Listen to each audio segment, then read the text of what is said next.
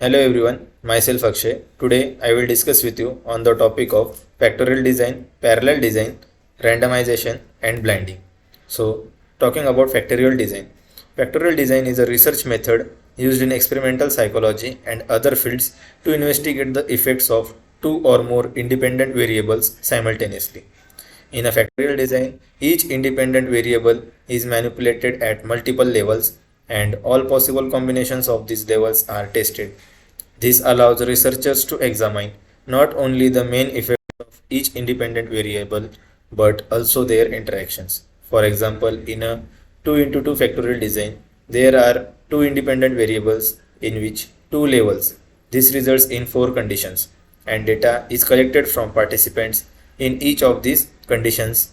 Researchers can then analyze the main effects of each independent variable, how it affects the dependent variable on its own, and any interactions between variables, whether the combined effect is different from what would be expected based on the main effect.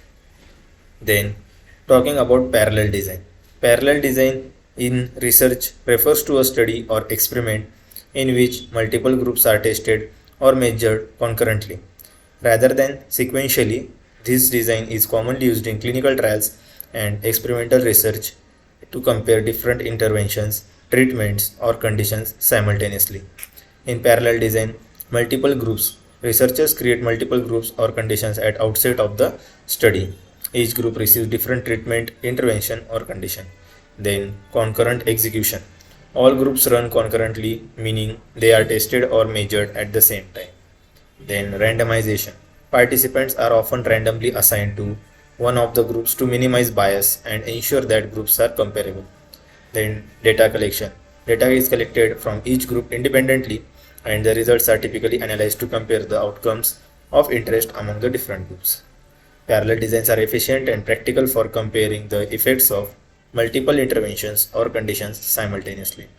They are often used to assess the efficacy and safety of different treatments in clinical trials, allowing researchers to draw conclusions about which treatment is more effective or suitable for a particular condition. Talking about randomization, randomized controlled trial is widely accepted as the best design for evaluating the efficacy of a new treatment because of the advantages of randomization, that is, random allocation. Randomization eliminates accidental bias, including selection bias, and provides a base for allowing the use of probability theory.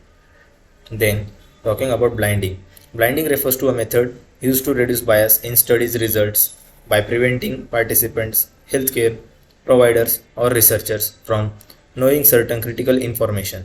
Blinding is also sometimes referred as masking. There are typically three types of blinding in clinical trials. Single blind. In single blind clinical trial, either the participant, that is patient, or researcher are unaware of certain critical formulation. Then, for example, if the trial is single blinded for participant, they do not know whether they are receiving actual treatment or placebo. This ensures that participants' knowledge or expectations do not influence their responses or outcomes. Then, double blinded. In a double blinded clinical trial, both the participants and the researchers are unaware of certain critical information, that is, specifically, participants do not know whether they are receiving the actual treatment or placebo. Researchers and healthcare providers do not know which participants are in the intervention group and which are in the control group. This is often considered the gold standard in clinical trial because it helps minimize both participant and researcher bias. Double blinding ensures that neither the expectations nor the behavior of patients or participants and researchers can unduly influence the study's outcomes. Then, triple blind. Triple blind in clinical trial, especially in more complex or high stakes studies, there is an additional layer of blinding known as triple blinding, where participants are unaware of the group assigned, that is, intervention or control. Researchers and healthcare providers are unaware of participants' group assigned. Data analysts and statisticians who analyze the study's results are also kept blind to group assignments. Triple blinding adds an extra layer of protection against bias and is used in the situations where maintaining the integrity of the study results is of utmost importance. Blinding in clinical trial is crucial because it helps ensure that the results of the study are not influenced by participants or researchers' expectations, beliefs, or preferences.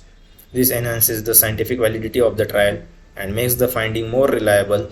Blinding is especially important in drug trials and clinical research to assess the true efficacy and safety of the treatment. Thank you.